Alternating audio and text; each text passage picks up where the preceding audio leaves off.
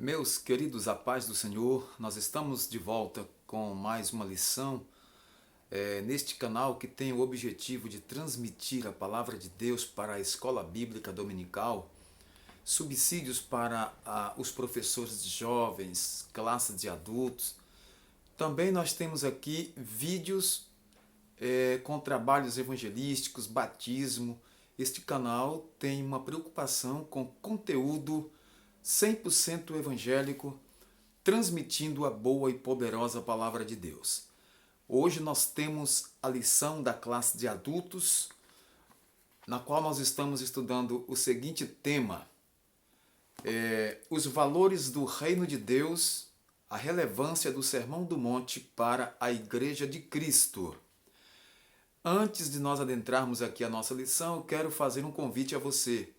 Participe do nosso projeto de evangelismo e de estudo da Palavra de Deus, ajudando a divulgar, ajudando a disseminar a semente da Palavra do Senhor. Você pode participar sendo um inscrito desse canal, você pode fazer a sua inscrição gratuita. Clique neste botãozinho vermelho aí embaixo da sua tela, assine o nosso canal e clique no sininho para receber todas as nossas notificações dos vídeos de primeira mão para você. Nós agradecemos pelo like, pela participação, estamos aqui abertos à sua colaboração e que Deus em Cristo te abençoe poderosamente. A lição desta semana é a lição de número 5, que vai nos falar sobre o casamento é para sempre. Lição de número 5, classe adultos, lições bíblicas CPAD, ano 2022. O texto áureo diz assim: assim não são mais dois, mas uma só carne. Portanto, o que Deus ajuntou, não separe o homem. Mateus 19:6. A verdade prática nos diz: a vontade de Deus para o casamento é que ele seja vitalício. Na continuidade do Sermão do Monte, Jesus condena o adultério. Na leitura diária, nós temos aqui para segunda-feira Hebreus 13:4, falando que o casamento deve ser honrado. Na terça, Malaquias 2:15 e 16, o Senhor os fez um só, não é? Quarta-feira, Efésios 5:33, o amor e o respeito no casamento. Quinta-feira, Marcos 7:21 a 22, Provérbios 4:23, guarde o seu coração. Sexta-feira, Provérbios 6:32, o adúltero destrói a si mesmo. E no sábado, a leitura diária pede para lermos Gálatas 5:16 e 17, não satisfaça o desejo da carne. A leitura bíblica está em Mateus 5:27 a 32. Eu convido você aí na sua casa, no seu trabalho, onde você estiver, pegue a Bíblia e vamos ler o texto. Ouvistes que foi dito aos antigos: não cometerás adultério. Eu, porém, vos digo que qualquer que atentar numa mulher para a cobiçar, já em seu coração cometeu adultério com ela.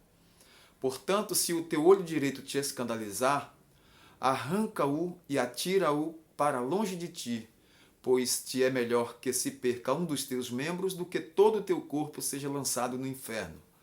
E se a tua mão direita te escandalizar, corta-a e atira-a para longe de ti, porque te é melhor que um dos teus membros se perca do que todo o teu corpo seja lançado no inferno.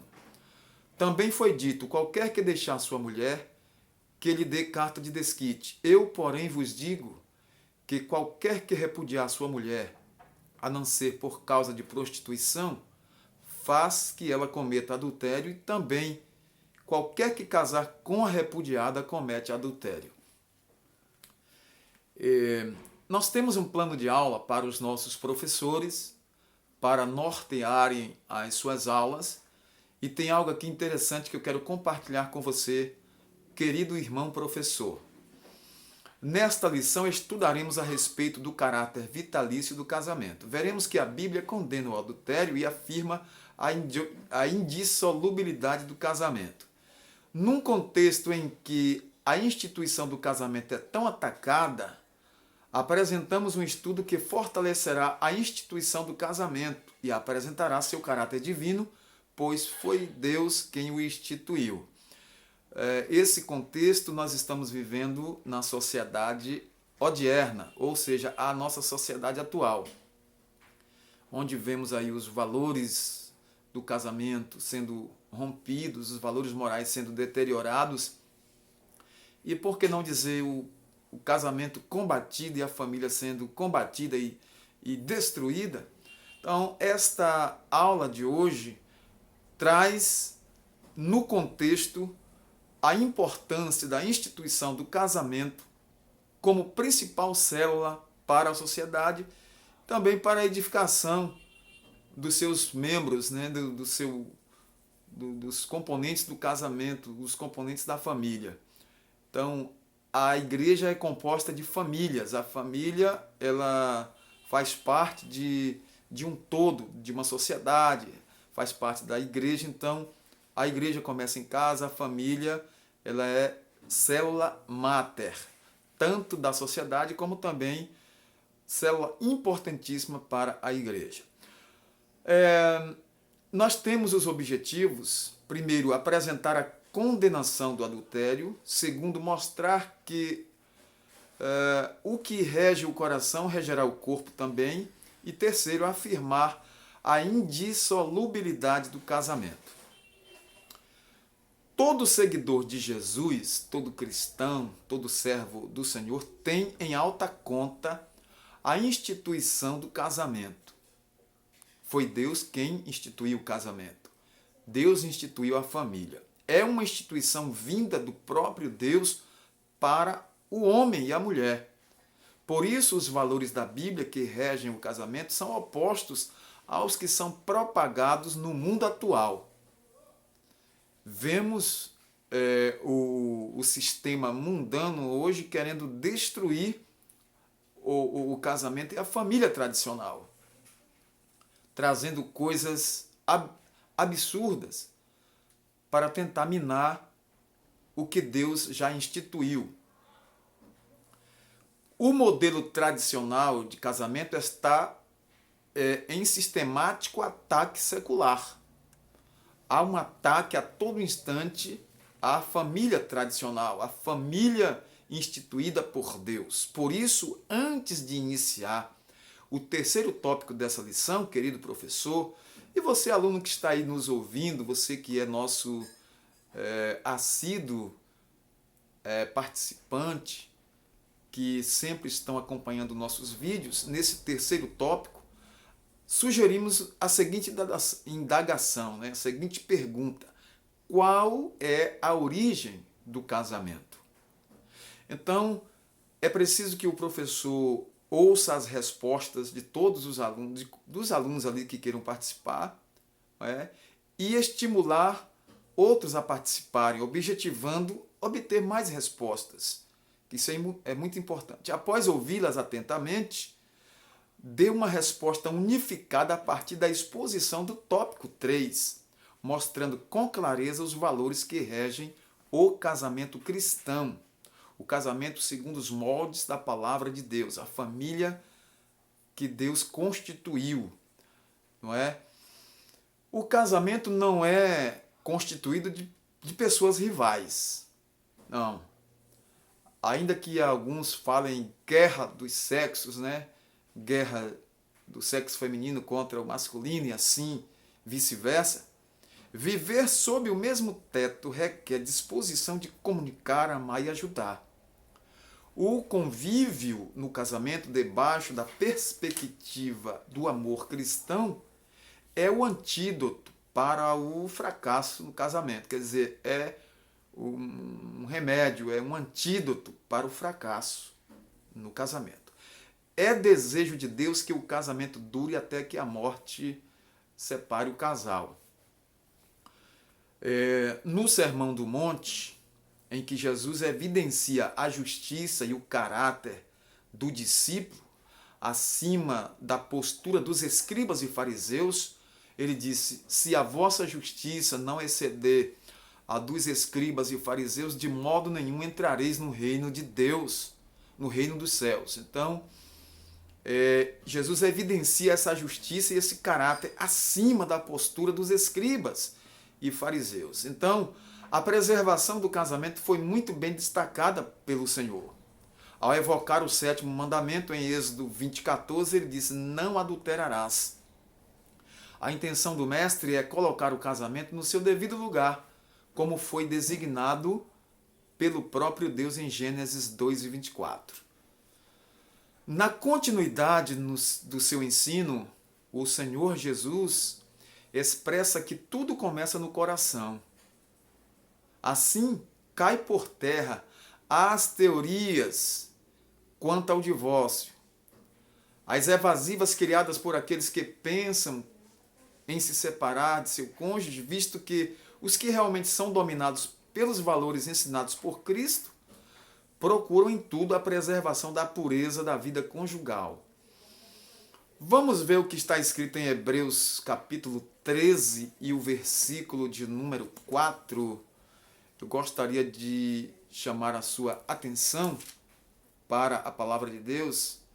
Diz assim o versículo: venerado seja entre todos o matrimônio e o leito sem mácula, porém aos que se dão à prostituição e aos adúlteros, Deus os julgará.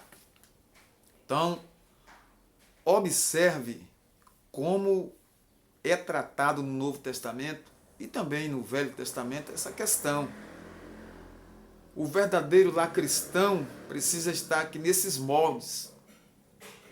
Em Mateus 5, 27 a 32, Jesus esclarece que não há espaço para uma moral dupla, como deseja uma sociedade degenerada. Não há espaço para essa moral dupla. Nós temos nossos valores baseados na palavra de Deus. A condenação do adultério. Primeira parte de nossa lição. Vamos comentar um pouco.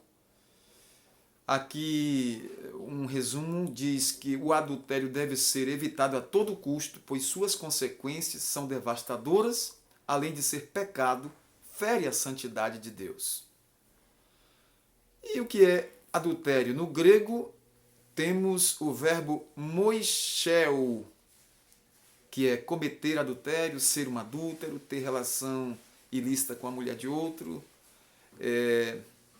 E assim, biblicamente, o adultério é definido como uma relação sexual que um homem casado tem com uma mulher que não é sua esposa ou vice-versa. A idolatria na Bíblia também, algumas vezes, foi chamada de adultério. Lá em Jeremias capítulo 3, versículos 8 e 9, e em Ezequiel 23 e 37. Jamais se deve pensar que as ordens divinas em relação ao adultério fossem pesadas demais.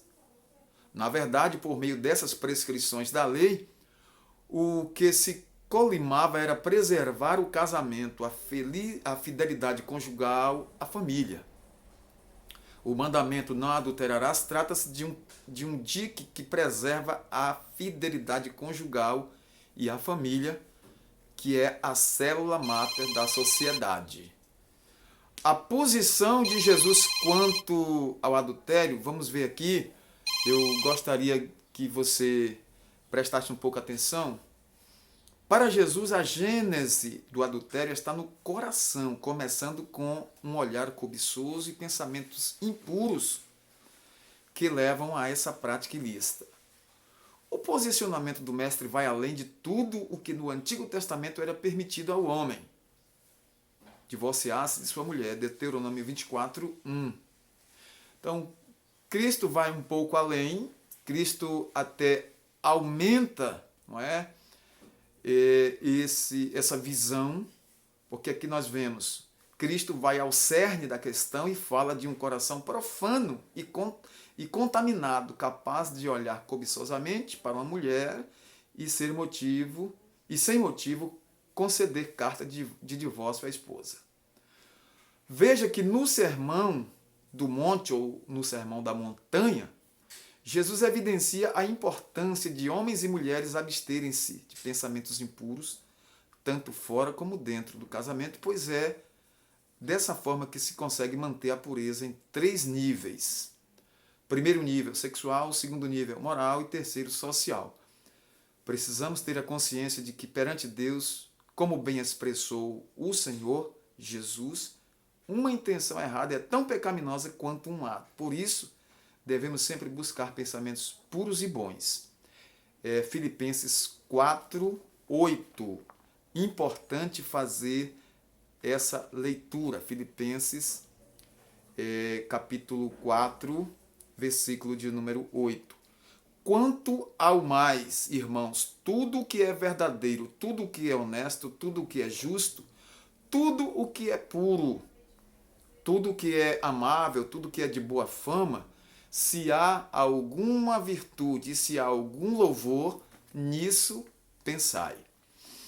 Vamos agora para a segunda parte, vamos dizer assim, o segundo tópico, que diz assim: o que rege o coração regerá o corpo. Isso é muito importante. O que procede do coração? A Bíblia diz que do coração procedem muitas coisas, e coisas ruins muitas vezes. O pecado não está restrito apenas ao ato, mas também a pensamentos impuros, malignos, cuja fonte é o coração. Mateus capítulo 5, versículo 19. Do hebraico coração, que quer dizer lebab, fala do homem interior, da mente, da vontade, da alma, da inteligência. Trata-se do lugar dos desejos, das emoções e paixões. No seu aspecto figurativo, o coração refere-se ao caráter moral. Então, um cristão tem que ter o coração transformado, né? E um viver totalmente diferente, visto que seu coração é regido pela palavra. O que o homem pensa? É sabido por todos que o homem é o que ele pensa ou sente. Os pensamentos e ideias que estão no seu homem interior são os motores que colocam em ação todo o seu corpo. Por isso que Paulo falou ali aos Filipenses: nisso pensai, se há alguma coisa boa, tudo de bom, nisso pensai, porque devemos ter cuidado com nossa mente, com nossos pensamentos. Desse modo, o homem colherá aquilo que semear. O que semeia o pensamento da cobiça, desejando o que não é do agrado de Deus, não demorará para que concretize, não é, isso na prática. Então a cobiça é algo que começa no coração. Começa no coração. É como uma pequena semente plantada que vai gerar o fruto, né? Então essa semente ruim, essa semente daninha, gera o pecado. Cada um, como disse Tiago, é engodado por sua própria cobiça, a qual dará luz ao pecado, que sendo consumado leva à morte. Tiago capítulo 1, versículos 14 e 15. Então o Senhor Jesus falou que aquilo que rege o coração se evidenciará no viver diário de uma pessoa por meio de seus atos. Então, por isso que a Bíblia diz: de tudo que se deve guardar, guarda o teu coração, porque dele procedem as saídas da vida. Foi muito bem explicado por Paulo também quando chamou de obras da carne as ações produzidas por um coração pecaminoso, lá em Gálatas 5,19. Ninguém está isento de tentações, mas é preciso revestir-se do novo homem interior, produzido por Cristo, para jamais cometer os atos pecaminosos por meio desse corpo, porque o corpo é templo do Espírito Santo. Paulo disse: não sabeis vós que sois o templo de Deus e que o Espírito Santo habita em vós, proveniente de Deus, e que não sois de vós mesmos? Agora, esse subtópico aqui, que diz sujeitando o corpo ao Espírito Santo, é muito importante. O caminho para que o cristão possa dominar bem o corpo é viver na dependência do Espírito Santo. Gálatas 5:16. Gálatas, capítulo 5, versículo 16. Nós vamos fazer essa leitura. Convido a todos. Digo, porém, andai em espírito e não cumprireis a concupiscência da carne. Então, esse versículo aí é um versículo assim chave para o que nós estamos vendo aqui. Então, Jesus fez uso de figuras de linguagem e de modo hiperbólico, né, de hipérbole, né, que é uma figura de linguagem, mostrou como se deve fazer para vencer os instintos, né? Ele disse em Mateus capítulo 5, versículo 29, se o teu olho direito te escandalizar, arranca-o e atira fora para longe de ti. É uma hipérbole, é uma comparação hiperbólica, por isso que aqui diz, né? Comparação, não é que tem que arrancar o olho literalmente, mas é uma comparação, não é? Porque é melhor que se perca um dos teus membros do que, tendo o corpo todo perfeito, seja lançado lá no inferno. Misericórdia. O uso aqui é totalmente metafórico, dando ênfase de como o cristão pode crucificar a carne com suas paixões e sujeitar o seu corpo ao espírito para que não seja instrumento do pecado. Jesus não estava falando de cortar algum membro, como já disse, mas uma forma de falar a verdade, mostrar a verdade de maneira figurativa, mostrando o que se deve fazer, guardar sua vida, vigiar para não pecar contra o Senhor. Na última parte da lição, que é o terceiro tópico, a indissolubilidade do casamento, quer dizer que é indissolúvel. O casamento na perspectiva bíblica, vamos ver. Sabemos que o casamento é a mais fundamental de todas as instituições sociais. Vou repetir. O casamento é a mais fundamental de todas as instituições sociais. Gênesis 1, 28 e Gênesis 2, 24. Na perspectiva divina, o casamento deve ser uma união permanente, em que um homem e uma mulher entram em uma aliança a fim de construir uma união única, na mais perfeita intimidade. Não querendo jamais que os votos do casamento fossem quebrados, Deus deu a seguinte ordem, em Êxodo 20, versículo 14, não adulterarás. A singularidade dessa maravilhosa união, que é a união de um homem e mulher pelo casamento, foi destacada por Jesus quando falou do vínculo conjugal, expressando que não são mais dois, mas uma só carne. Mateus capítulo 19, versículo 6. Paulo via essa união de maneira tão cândida que comparou o amor de Cristo, que se sacrificou pela igreja, ao amor do marido para com a esposa. Efésios capítulo 5, versículo 25. É tão clara, né? tão límpida, tão cândida, né? O que fazer para que o casamento seja duradouro e seja para sempre? Um casal que vive a vida a dois, em amor, irá construir a mais bela e perfeita união, ainda que enfrente lutas e reveses nesta vida. Sabemos que não é fácil. Todos têm seus reveses, seus problemas, suas lutas. Muitas dificuldades, sim, existem. Virão sobre a família, sobre o casal. Mas o casal deve estar debaixo do poder de Deus, debaixo da unção e da palavra de Deus. O casamento deve ser construído com base no respeito, na amizade, bom tratamento, carinho, dignidade, entre outros. Como bem disse o apóstolo Pedro na sua epístola, no primeiro capítulo, aliás, no capítulo 3, 1 Pedro 3 e 7. Eu gostaria de ler com você. Vamos pegar nossas Bíblias aí. 1 Pedro 3 e 7. Vamos ver o que é que diz a palavra do Senhor. É bom lermos a palavra do Senhor, ler os versículos para nós tirarmos as nossas dúvidas, né, e aprender corroborada pela palavra de Deus, né, pelo texto bíblico que nos dão o sustento. 1 Pedro 3, aqui abri a Bíblia, né? 1 Pedro 3, 7, é isso?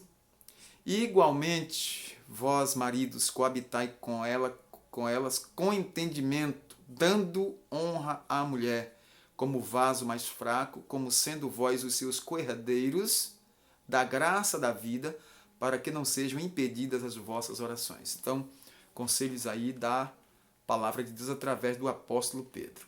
Se tudo isso estiver presente no casamento, ele será para sempre, duradouro. O casal cristão tem conhecimento de que, no aspecto espiritual, ambos são iguais. Gênesis 1, 27, Gênesis 3, 28, Colossenses 3, 10 e 11. E na vida a dois há obrigações distintas e específicas a serem cumpridas no casamento. O papel do homem, o papel da mulher, o papel do chefe da família e o papel da mãe de família. A união sexual é outro fator preponderante que deve ser levado em consideração no casamento. Ele deve ser desfrutado pelo homem e pela mulher casados em uma intimidade mais profunda. Isso é muito importante, é uma parte muito importante no casamento, na vida do casal. A vida sexual é muito importante, sim. Então, uma vida sexual sadia também, isso vai trazer felicidade tanto para o homem quanto para a mulher e vai fazer com que isso seja de grande valor para esse casal, né? Isso é muito importante. O casal cristão é consciente de que jamais deve usar o sexo como fazem os ímpios, sem amor, sem carinho, sem respeito, tão somente para dar vazão às suas lascívias. Não, de maneira nenhuma. Portanto, o casal que deseja que seu casamento dure para sempre deve estar em comunhão com Deus e ter uma união marcada pelo amor e uma vida sexual regrada e sadia. Uma vida sexual sadia, agradável para os dois. Que coisa boa.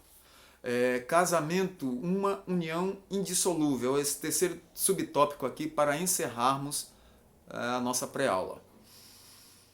Na discussão de Jesus com os líderes religiosos, ele destacou os ideais divinos sobre o casamento, isto é, como Deus o havia projetado a fim de que fosse permanente. Marcos capítulo 10, versículo 9.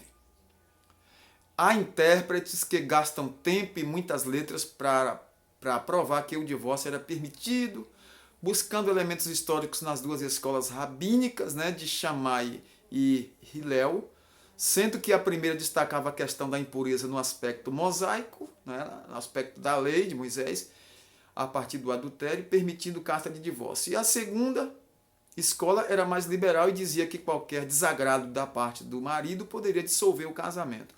Assim, fica essa discussão e até hoje isso é trazido à tona, muitas vezes para tentar justificar aí um divórcio, uma separação. Para Jesus, o casamento é uma união indissolúvel. Por isso, ele deixou claro que, quanto ao divórcio, não era um mandamento de Moisés, mas sim uma concessão.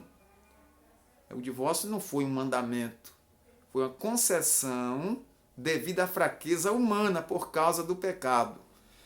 Leia isto aí, o que Jesus disse em Mateus 19, versículo 8. Pelo padrão baixo e desmoralizante em que muitos estavam vivendo. Enquanto a lei permitia o divórcio, lá em Deuteronômio 24, de 1 a 3, Jesus salienta que isso significava legalizar o adultério. Sempre é dolorido falar sobre divórcio, visto que já se trata da destruição de um casamento.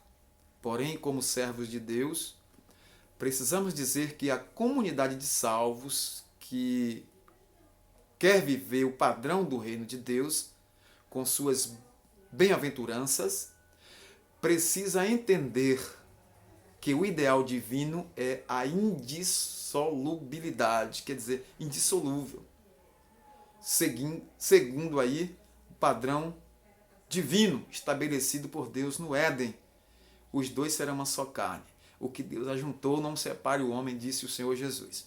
Pela palavra de Deus, compreendemos que o casamento é para sempre, mas sua construção depende de uma vivência com Deus e um relacionamento marcado pelo amor. Se Deus não estiver na base, se Deus não estiver neste relacionamento, é muito difícil sobreviver. Mas lute pelo seu casamento, lute pela sua família e permaneça firme aí no seu casamento, tá bom? Frente aos problemas que possam surgir, o caminho não é o divórcio. Os cônjuges devem agir com boa vontade e sacrifícios, buscando sabedoria divina para que se volte à verdadeira harmonia com a presença de Jesus. Nós queremos agradecer mais uma vez a sua atenção, querido aluno, querido professor, muito obrigado. Deus abençoe de coração. Quero de coração desejar que Deus te abençoe poderosamente pela sua atenção dispensada a estes vídeos, a esta pré-aula da Escola Bíblica Dominical. Nós agradecemos pela inscrição, pela participação, pelos likes, pelos comentários.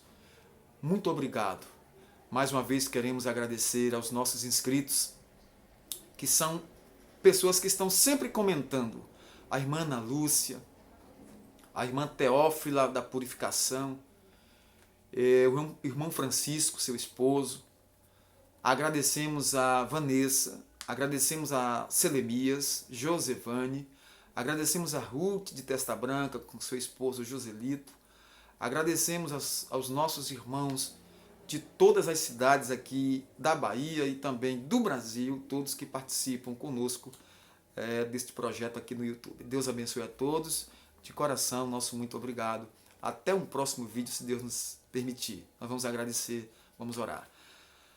Amado Deus e eterno Pai, todo-poderoso Deus, te louvamos nesta oportunidade, Senhor. Gratos a Ti por todas as Tuas bênçãos. Pai, eu oro agora sobre todos os que estão, Senhor, ouvindo este vídeo. Peço que o Senhor estenda as suas mãos sobre cada vida, sobre cada família. Abençoa este casal, abençoa este esposo, esta esposa, abençoa todos, Pai, no poder do nome de Jesus, pelo poder que há no sangue do Cordeiro de Deus. Te pedimos a Tua bênção sobre a família, como está escrito na Tua palavra no Salmo 128, Pai.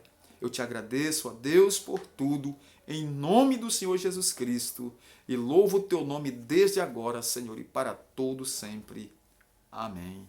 Graças a Deus. A todos, nosso muito obrigado e até a um próximo vídeo.